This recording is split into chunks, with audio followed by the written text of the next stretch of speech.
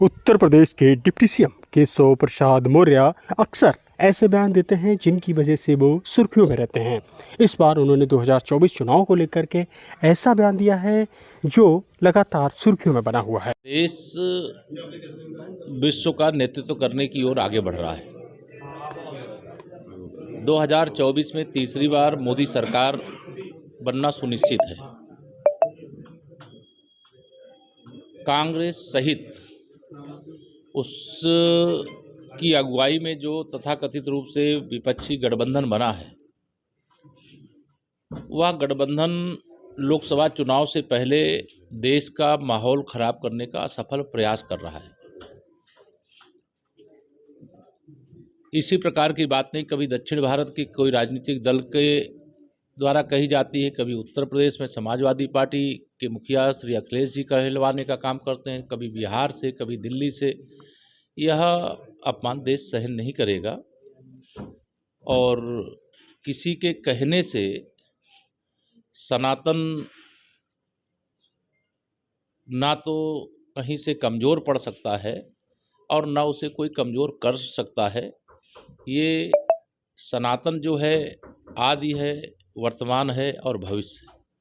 Sir, Ram मंदिर में अवशेष मिल रहे हैं, लगातार अवशेष मिल रहे हैं। देखिए, इसको खारिज करता रहा। ये कोई कहने की बात नहीं है। देश में मुगल आक्रमणकारियों ने जब अपना वर्चस्व स्थापित किया तो हमारे धार्मिक स्थलों को निशाना बनाया था, और वह चाहे अयोध्या हो, चाहे मथुरा हो, चाहे काशी हो, या कोई हमारे और भी बड़े मंदिर रहे हैं। गुजरात में सोमनाथ मंदिर भी उसका एक उदाहरण रहा है। तो वह तो इतिहास के पन्नों में दर्ज है।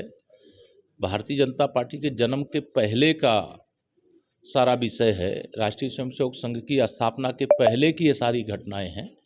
इसलिए विपक्ष का काम ही है तुष्टीकरण की राजनीति करना, जातिवाद की राजनीति करना, परिवारवाद की राजनीति करना और भ्रष्टाचार करके केवल अपने परिवार का भला करना। लेकिन अब यह देश इससे बाहर निकल चुका है।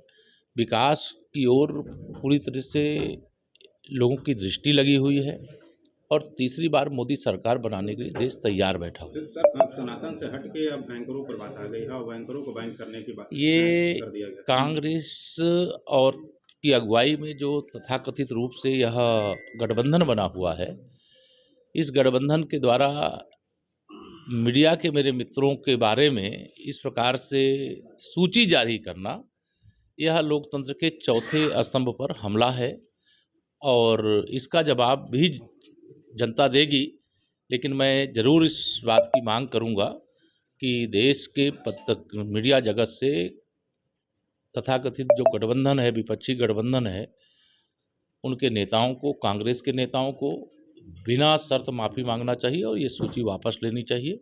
और इस प्रकार की चीज़ें करने का लोकतंत्र में किसी को कोई औचित्य नहीं, अधिकार नहीं। सर, आजम खान के तमाम ठिकानों पे छापेमारी हो रही है। उसको लेकर के विपक्ष ये कह रहा है कि कहीं ना कहीं विपक्ष के नेताओं को लगातार भारतीय जनता पार्टी द्वारा टारगेट किया। ये देखिए क्या है ना, जब दृष्टि दोष हो जाता है, किसी को ऐसा दिखता है, अगर भ्रष्टाचार की कोई शिकायत मिली है तो किसी भी एजेंसी को अपने हिसाब से अपनी कार्रवाई करने का राइट है। और वह लगातार जब से देश के प्रधानमंत्री माननीय नरेंद्र मोदी जी बने हैं, उन्होंने कहा है, ना खाऊंगा ना खाने दूंगा। जिन लोगों ने भी खाया है वह भी जांच करेंगे, वसूल करेंगे और जिनका हिस्सा हक खा लिए हैं उन तक उनको पहुंचाने का। सर, नौ हिंसा के आरोपी कांग्रेस विधायक को गिरफ्तार कर लिया गया। तो ये वहाँ की पुलिस का काम है। अगर कोई आरोपी होगा तो गिरफ्तार होगा।